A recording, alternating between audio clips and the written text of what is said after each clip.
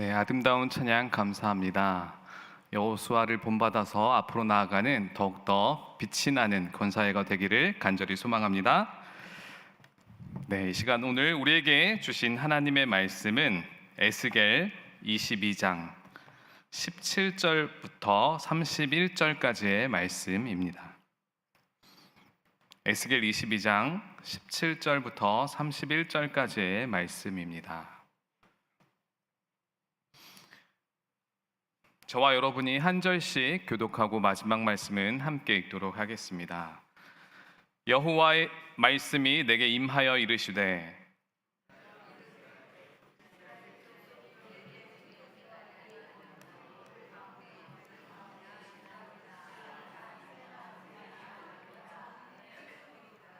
그러므로 주 여호와께서 이와 같이 말씀하셨느니라. 너희가 다 찌꺼기가 되었은즉 내가 너희를 예루살렘 가운데로 모으고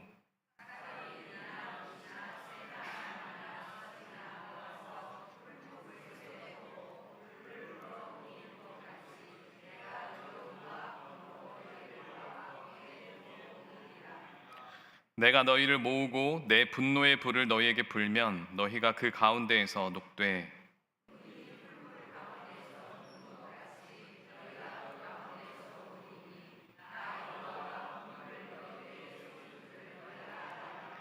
여호와의 말씀이 내게 임하여 이르시되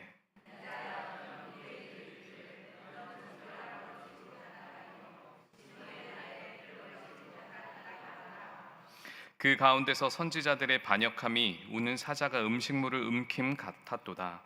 그들이 사람의 영혼을 삼켰으며 재산과 보물을 탈취하며 과부를 그 가운데에 많게 하였으며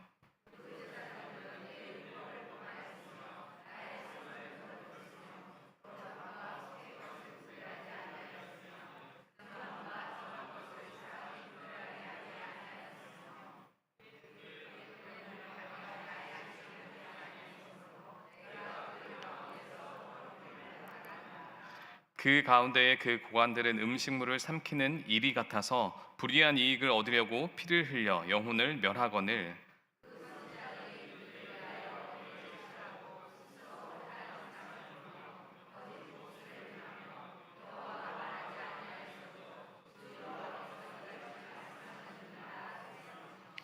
이 땅 백성은 포악하고 강탈을 일삼고 가난하고 궁핍한 자를 압제하고 나그네를 부당하게 학대하였으므로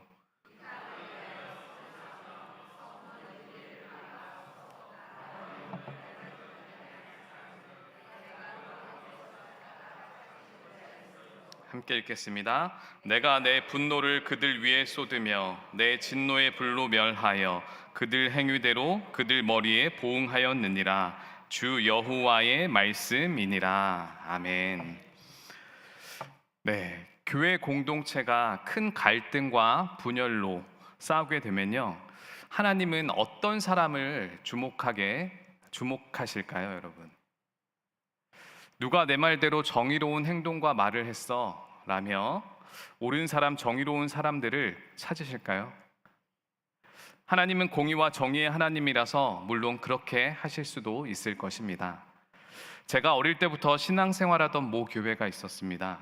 TV에 나올 정도로 크게 싸우고 다투던 교회였는데요. 그 큰 교회가 싸우고 나뉠 정도로 정말 싸움이 커지면 하나님 보시기에 정말 누가 옳은 짓을 했는지, 정말 올바르게 행동하는 것이 너무나 어려운 상황 속에 처하게 됩니다. 싸움판이 커지면요, 잊지 않은 유언비어도 정말 유언비어에 속고 속는 사람들이 많아지게 마련입니다. 누가 옳고 그른지를 판단할 수 없는 그런 상황 가운데 몰리게 되는데요, 분열시키고자 하는 마귀의 관계가 얼마나 집요한지 정말 좋은 성품을 가진 사람들도 서로 싸우며 그렇게 삿대질을 하며 그렇게 그런 상황 가운데 놓이게 됩니다. 제 눈으로도 똑똑히 보고 들었는데요, 정말 성도들을 향해서 죽여버려! 라는 그러한 집사님과 장로님들의 음성을 듣기도 했습니다. 이전에는 사랑하고 그렇게 서로를 위하며 성품 좋은 성도님들이 있었는데 그들이 서로를 향해서 삿대질을 하고 욕을 하는 상황이 그렇게 찾아오게 됩니다. 이런 상황을 보며 다투는 교회가 정말 성경에 나오는 그 말세의 한 장면 같기도 하다는 생각이 들었는데요. 그런 큰 갈등과 분열 가운데 빠진 공동체 속에서 하나님은 정의로운 사람을 찾는 게 아마도 주된 일은 아니었을 것입니다. 그렇다면 하나님은 그런 상황 속에서 도대체 어떤 사람을 주목하셨을까요? 제가 보기에 그런 갈등 속에서 특별하게 보였던 사람이 있었는데요.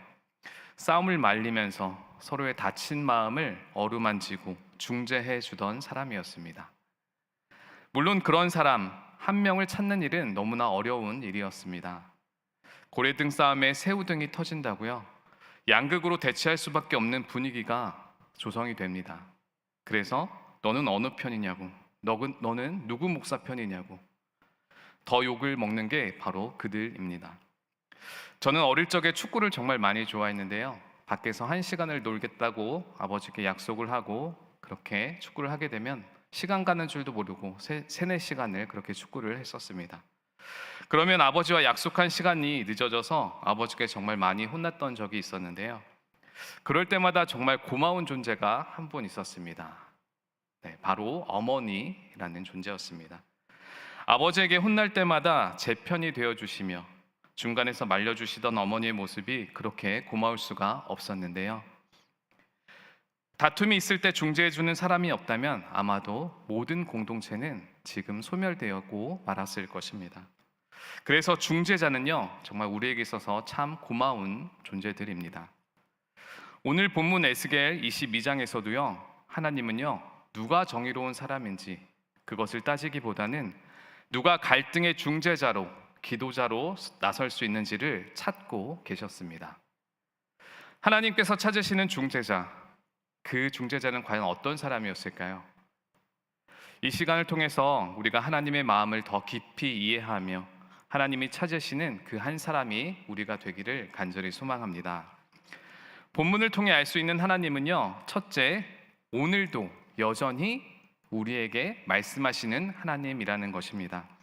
본문 17절에 말씀이 적혀 있는데요. 우리 본문 17절 말씀을 한 목소리로 읽도록 하겠습니다. 여호와의 말씀이 내게 임하여 이르시되 아멘. 이 한 구절의 말씀은요, 정말 놀라운 말씀이기도 합니다. 또 감사한 말씀이기도 합니다. 왜냐하면 이 말씀의 배경이 정말 끔찍한 상황이었기 때문이었습니다.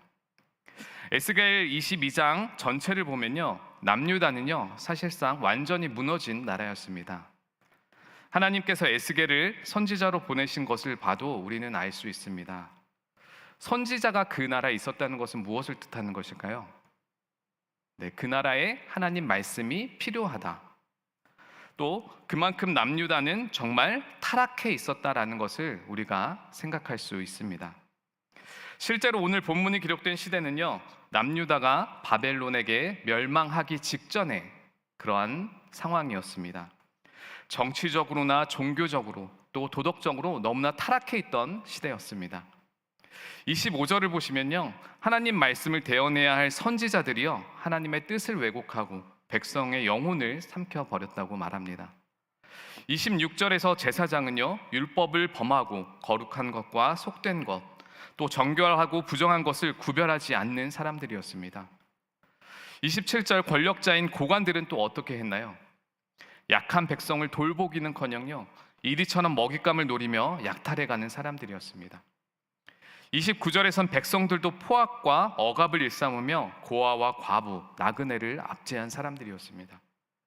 오늘날로 바꿔 말하면요, 정말 교회가 교회 같지도 않은, 정말 목회자는 거짓말을 하고 장로는 억울한 사람들을 돌보지도 않고 또 성도는 그렇게 돈을 사랑하며 자기 자신의 유익만을 구하던 그러한 사회였습니다.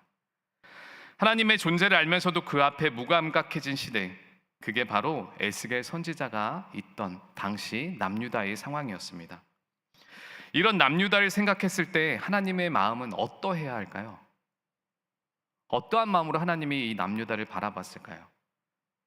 참다가 너흰 도저히 안 되겠다라며 남유다를 향한 그 사랑을 거두셔도 정말 이상하지 않을 그런 상황이었습니다.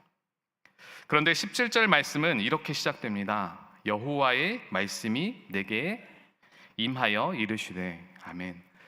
최악의 상황, 정말 죄의 수렁에 빠진 상황 속에서도 하나님의 말씀은 에스겔 선지자를 통해서 이 세상 가운데 그렇게 전해졌습니다. 사랑하는 송정교회 여러분, 우리를 향한 하나님의 사랑은 정말 포기하지 않는 사랑인 줄 믿습니다. 포기하지 않으시는 그 하나님은요, 죄 가운데 있는 우리에게도 오늘 여전히 말씀하고 계시는 하나님이심을 우리가 믿음으로 믿습니다. 우리가 종종 신앙의 위기라고 느낄 때는 하나님이 나와 함께 있는 것 같이 느껴지지 않을 때라고 생각하기 마련입니다. 하나님이 내게 어떤 말씀도 하지 않으시고 어떤 것도 보여주지 않으시고, 우리는 그렇게 하나님께서 우리에게 침묵할 때에 우리는 신앙의 위기라고 생각을 하는데요. 하지만 진정한 신앙의 위기는 하나님이 침묵할 때가 아닙니다. 왜냐하면 우리를 끝까지 사랑하시고자 하시는 하나님은 오늘도 계속해서 죄 가운데 있는 우리에게 여전히 말씀하고 계시는 하나님이시기 때문입니다. 그러므로 우리가 눈을 뜨고 있는 지금 이 순간에도 하나님의 말씀은 저와 여러분에게 임하고 있음을 우리가 믿어야 할 것입니다. 축구하고 늦게 들어와서 아버지께 매번 혼났다고 제가 얘기를 드렸습니다. 그때는 몰랐지만 돌이켜보면 저를 나무라시는 아버지의 그 말씀, 그 행동은 저를 사랑해서 그런 것이었습니다. 아마도 아무 말도 하지 않고 신경을 쓰지 않고 그렇게 방치했다면 그건 사랑도 관심도 없는 사람들에게 대하는 행동이었을 것입니다. 혼난다는 건요, 말이 존재하는 것이고 또 말이 존재한다는 건 관계가 아직 끝나지 않았다는 증거이기도 한 것입니다. 하나님도 마찬가지입니다. 우리의 죄에도 불구하고 하나님은 오늘도 우리에게 말씀하고 계십니다. 말씀하신다는 건 아직 우리를 포기하지 않으셨다는 것입니다. 다만 우리가 기억할 것은 그 말씀에 귀 기울이고 우리가 회개해야 된다는 것입니다. 말씀 앞에 반응하는 자가 될 때 하나님은 내가 있는 그곳을 치유하시고 또 새롭게 하여 주실 것입니다. 그러므로 오늘 내 죄가 크다고 여러분 두려워하지 마시기 바랍니다. 벌레 같은 내가 거룩한 주님의 이름을 어떻게 부를 수 있냐고 겁내지 마시기 바랍니다. 인내하시고 또 포기하지 않으시는 하나님께서 오늘도 어김없이 우리를 찾고 또 부르시는 것을 우리가 믿음으로 믿고 우리는 더욱더 회개함으로 감사함으로 하나님께 한 발짝 더 나아가는 예배자가 되기를 간절히 소망합니다. 둘째로 하나님은 심판을 막을 중보 기도자 한 사람을 찾고 계시는 분임을 우리가 알 수 있습니다. 본문 30절에 말씀이 적혀 있는데요. 우리 본문 30절 말씀을 한 목소리로 읽도록 하겠습니다. 이 땅을 위하여 성을 쌓으며 성 무너진 데를 막아서서 나로 하여금 멸하지 못하게 할 사람을 내가 그 가운데서 찾다가 찾지 못하였으므로. 아멘. 하나님은 정말 오래 참으시지만요, 하나님의 성품은 공의와 정의의 하나님이심을 우리가 알고 있습니다. 그래서 죄가 어느 한계에 넘치게 되면요, 하나님은 반드시 우리를 심판하시게 되는데요. 그러나 죄가 가득한 남유다일지라도, 각계각층의 백성들이 정말 부패한 그러한 남유다일지라도 하나님은 아직까지 침묵하지 않으시고 지금껏 여전히 말씀하고 계셨습니다. 왜 하나님은 부패하고 타락한 남유다 사람들에게 여전히 말씀하고 계셨을까요? 하나님에게 있어서 심판은 목적이 아니기 때문입니다. 하나님은 회복과 자비를 원하시는 사랑과 긍휼의 하나님이시기 때문입니다. 그래서 하나님은 성의 무너진 틈을 막아줄 수 있는 심판을 면하게 할 그 한 사람을 찾고 있었던 것이었습니다. 여기서 말하는 성은 도시를 지키는 방어벽이기도 합니다. 성이 무너지면 도시가 무방비 상태가 되는 것입니다. 그러나 하나님께서 말씀하신 그 성은요, 단지 물리적인 성벽만을 말하는 것은 아니었습니다. 유다의 멸망 원인은 사회 전반의 부패와 타락에 있었지만 더 근본적인 원인은 바로 하나님과의 관계가 무너진 데에 있었습니다. 영적인 균열이 남유다 가운데 있었던 것이었습니다. 따라서 성의 무너진 틈을 막는다는 것은 단지 겉모습을 수리하는 것이 아니었습니다. 무너진 신앙과 공동체를 위해서 기도하며 회복을 구하는 바로 그 중보의 자리에 있어야 하는 것이었습니다. 하나님은 그 어떤 큰 직분을 가진 자를 찾지 않으셨습니다. 선지자나 제사장, 방백들을 찾지 않으셨습니다. 오늘날에 있어서 목회자와 또 장로, 권사, 집사 이런 분들을 찾지 않으셨습니다. 하나님이 찾으시는 한 사람은 직분과 권위가 아니라 바로 하나님 앞에서 눈물로 기도하는 사람, 남을 긍휼히 여기며 바라보는 그 사람을 하나님께서 찾고 계셨던 것이었습니다. 중보 기도자의 자격에는 정말 특별함이 없습니다. 단지 하나님의 시선으로 바라볼 줄 알고 또 함께 아파할 수 있는 마음을 가지는 것, 한 손으로는 하나님을 붙들며 다른 손으로는 성도의 손을 붙잡고 그렇게 기도하는 것, 이것이 바로 중보 기도자의 자격인 것입니다. 출애굽기 32장에는 중보 기도자의 대표자인 바로 모세가 등장하는 것을 여러분이 알 수 있습니다. 출애굽기 32장 32절 말씀입니다. 제가 읽어드리겠습니다. 그러나 이제 그들의 죄를 사하시옵소서. 그렇지 아니하시오면 원하건대 주께서 기록하신 책에서 내 이름을 지워버려 주옵소서. 아멘. 이스라엘 백성이 금송아지를 섬기고 있었을 때에 그 백성들을 심판하시고자 하나님이 나섰습니다. 하지만 모세가 그 백성을 위해서 하나님께 중보 기도를 올려드립니다. 모세는 자신이 지옥에 가는 한이 있더라도 이 백성들은 살려달라고 그렇게 중보 기도를 하는데요, 자신과 함께하는 백성들을 긍휼히 여겨달라고 또 용서해달라는 주님의 마음을 모세가 가지고 있었습니다. 이것이 바로 중보 기도자의 마음인 것입니다. 하나님은 이 기도를 정말 기뻐해 주시고 백성을 긍휼히 여겨주셨습니다. 사랑하는 송정교회 여러분, 하나님은 오늘도 이 땅의 무너진 곳을 바라보고 계십니다. 모세와 같이 그리고 그 틈을 막아줄 한 사람을 여전히 찾고 기다리고 계십니다. 여기에 모인 우리 모두가 모세와 같이 아름다운 중보의 자리에 설 수 있는 예배자들이 다 되기를 간절히 소망합니다. 벌써 8월이 찾아왔습니다.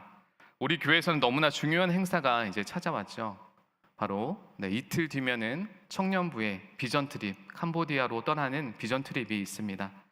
또 8월 7일 다음 주 목요일부터는 청소년 캠프가 열립니다. 또 8월 8일 금요일부터는 소년부 여름 캠프가 열리게 됩니다. 다음 세대의 신앙의 부흥을 위해서 우리에게 모세와 같은 마음이 있기를 간절히 소망합니다. 제가 2주 전에 유치부서에서 여름 성경학교를 준비할 때 조금 안타까운 소식을 들었던 적이 있습니다. 2명의 아이가 있는 한 가정에서 아이들이 기관지염으로 모두 아파서 여름 캠프에 참여할 수 없다는 그런 문자를 받았다는 것이었습니다. 그 소식을 들었을 때에 여러분, 제 마음이 아팠을까요? 아니면 많이 아팠을까요? 네, 많이 아팠습니다. 제가 여기 처음 송정교회에 왔던 해에 중등부를 맡았는데 그때 이제 코로나가 있었던 해였습니다. 근데 제가 여름 수련회를 몇 명 가지고 했냐면요, 5명, 6명 가지고 제가 여름 수련회를 진행했던 적이 있었습니다. 아이들이 많아야 서로 힘도 나고 그러는데 그때 정말 많이 속상했던 기억이 있었습니다. 그때 아픔을 아니까 유치부서에서 2명의 아이들이 못 나온다는 그 소식을 들었을 때에 제 마음이 너무나 많이 아팠습니다. 한 해의 꽃이라 부를 수 있는 여름 사역에 그것도 2명이나 못 나오면 얼마나 마음이 아플까. 요즘 2명은 다자녀에 속하잖아요. 옛날에 5명과도 정말 같은 그러한 사람들입니다. 그래서 아내한테도 나 마음이 아파서 정말 기도 열심히 하고 있어. 내가 새벽 기도 때 정말 오래 남아서 정말 간절한 마음으로 기도해 줄게 라는 그런 말을 했었는데요, 그러면서 은혜가 정말 있었으면 좋겠다라는 말을 건네기도 했었습니다. 그리고 계속 기도하는데 정말 놀라운 일이 벌어졌습니다. 유치부의 한 선생님을 하나님이 사용하신 것 같다는 생각이 들었습니다. 유치부 한 선생님의 마음에 그 아픈 아이들의 가정에 치킨을 주고 싶은 마음이 들었던 것 같습니다. 그것도 아이들을 향한 음성 메시지까지 남기고 싶은 마음을 주셨던 것 같습니다. 근데 받은 부모님의 마음이 정말 그 문자를 보기만 해도 제 마음이 너무나 환해지는 문자였습니다. 그 부모님께서는 이렇게 감동적인 음성 메시지는 처음이라고 말씀하시며 현재 아이들이 조금씩 나아지고 있는데 아이들을 사랑해주는 그 마음에 꼭 참여하겠다고 약속을 해주셨습니다. 그래서 목요일까지 아프던 아이들이 토요일에 정상적으로 나와서 토요일, 일요일 모두 여름 성경학교를 잘 진행할 수 있었습니다. 그것을 보고 정말 하나님은 살아계시는구나, 중보 기도의 힘을 강하게 느낄 수 있었는데요.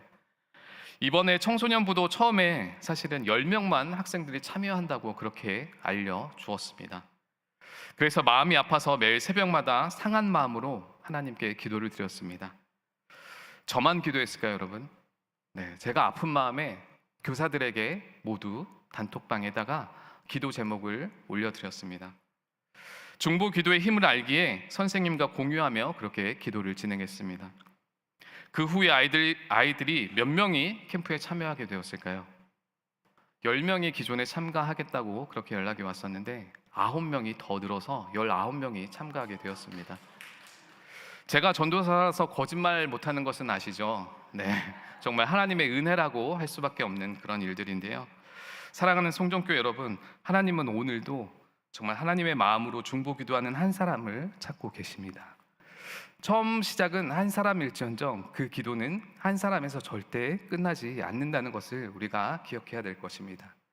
하나님 은혜를 경험해 본 사람은 계속해서 기도의 불을 옆 사람에게 나눠줄 것이기 때문입니다. 이틀 뒤면 출발하는 비전 트립 위에, 그리고 다음 주 목요일과 금요일 또 청소년 부서와 소년 부서를 위해 뜨겁게 중보 기도해 주시는 우리가 되었으면 좋겠습니다. 하나님이 찾으시는 그 한 사람이 저와 여러분이 되어서 정말 하나님 나라를 더욱더 힘있게 세워가고 그렇게 송종의 복된 예배자가 되는 우리가 되었으면 좋겠습니다. 마지막으로 하나님은 그 한 사람의 중보자가 없을 때는 심판하시는 분이심을 우리가 기억해야 될 것입니다. 본문 31절 말씀을 화면에 띄워주시면 우리가 31절 말씀을 함께 읽도록 하겠습니다. 내가 내 분노를 그들 위에 쏟으며 내 진노의 불을 멸하여 그들 행위대로 그들 머리에 보응하였느니라. 주 여호와의 말씀이니라. 아멘. 이 말씀은 마침표를 찍듯이 무언가 결정을 내리는 선언같이 느껴지는 말씀입니다. 하나님은 끝까지 참고 기다려 주셨습니다. 선지자 에스겔을 보내시며 말씀하셨고 또 경고하셨고 또 중보자 한 사람을 부르며 그렇게 애타게 찾으셨습니다. 하지만 아무도 응답하지 않았기에 결국 공의의 하나님은 심판하실 수밖에 없었습니다. 이것이 오늘 본문이 보여주는 하나님의 마음인 것입니다. 하나님은 분명 공의의 하나님이십니다. 죄를 죄로 다루시고 어그러진 것을 바로잡으시는 공의의 하나님이십니다. 그러나 동시에 하나님은 사랑과 긍휼의 하나님이십니다. 끝까지 참으시며 단 한 사람이라도 기도자로 중보자로 나서기를 기다리시는 분이 바로 우리 하나님이십니다. 그래서 하나님은 기도로 사랑으로 눈물로 무너진 틈을 막아줄 한 사람을 그렇게 기다리셨던 것입니다. 오늘 이 시대도 여러분 마찬가지입니다. 세상은 점점 더 혼란해지고 또 교회는 공격받고 다음 세대는 흔들리고 있는 것이 요즘 세상입니다. 이럴 때 하나님은 오늘 우리에게 똑같이 말씀해 주고 계십니다. 그 틈을 막아줄, 그 도시를 위해 성을 쌓아줄 단 한 사람을 내가 찾고 싶다. 하나님이 그 한 사람을 찾으신다면 그 한 사람이 바로 저와 여러분이 되기를 간절히 소망합니다. 말씀을 맺습니다. 사랑하는 송정의 성도 여러분, 오늘 본문은 예루살렘을 향해서 심판을 선언하시는 하나님의 말씀이지만 그 안에 하나님의 탄식과 기다림, 그리고 여전히 말씀하시는 사랑과 은혜가 담겨져 있음을 우리는 깨달을 수 있습니다. 하나님은 죄에 머물고 있는 이 사회 속에서 우리에게 오늘도 끊임없이 우리에게 말씀하고 계시는 분이십니다. 하나님은 중보자 한 사람을 찾으시는 분이시고요, 마지막으로 그 한 사람을 찾지 못해 심판하실 수밖에 없었던 하나님의 마음을 우리는 오늘 말씀을 통해서 들었습니다. 에스겔 22장은 절대 남의 이야기가 아닐 것입니다. 오늘날 우리가 살아가는 이 시대의 모습에 하나님이 긍휼히 여겨주시고 오늘 우리에게 주시는 하나님의 말씀인 것입니다. 갈라지는 가정들, 또 흔들리는 교회들, 신앙을 떠나는 다음 세대들, 그 속에서 하나님은 말씀하십니다. 한 사람, 내가 그 한 사람을 찾고 있다. 나를 찾으시는 하나님의 음성 앞에 순종함으로써 우리의 가정이 살아나고 또 우리의 교회가 부흥되고 또 다음 세대가 더욱더 성장하는 그런 아름답고 복된 교회가 되기를 간절히 소망합니다. 기도하겠습니다. 사랑과 정의의 하나님, 오늘 주님이 찾으시는 그 예배자가 내가 되기를 원합니다. 무너진 틈을 막아줄 한 사람을 찾는 그 주님의 음성에 우리가 오늘 응답하기를 원합니다. 기도와 사랑으로 공동체를 세우는 중보 자리에 설 수 있도록 우리의 마음을 인도하여 주옵소서. 다음 세대를 위해 눈물로 기도하며 믿음의 길을 열어가는 우리들 될 수 있도록 인도하여 주옵소서.